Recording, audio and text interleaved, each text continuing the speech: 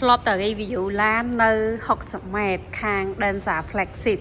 ឥឡូវដូរមកថតនៅ City Mall វិញម្ដងអញ្ចឹងគឺឡានតែមួយទេបងអានេះគេហៅ Pana Edition ចង់បាន Edition ក៏បានចង់បានអាស៊ីនពីរោងចាក់មកក៏បានដែរ2026នេះក្រុមហ៊ុន Denza Cambodia យកឲ្យតាមតម្រូវចិត្តបើអតិជនហើយអត់បែរញូតែសួរថា MPV មាន table picnic អត់មាន zero gravity ក៏អី massage ក៏ដោយតិចគឺមានទាំងអស់តបោបើ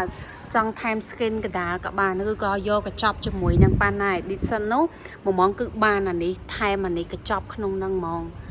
ចានិយាយទៅ option វាគឺច្រើនចម្រុះហើយអានេះតកតងមួយឈ្នាន់4សងខាងមាន logo បដិញ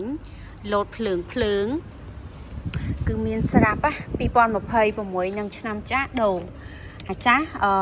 ព្រម brand speaker ផ្សេងតែឆ្នាំថ្មីនេះកាលឆ្នាំចាស់ប្រើ Dina Oyo អានេះ D Wallet ផុសប្រាំង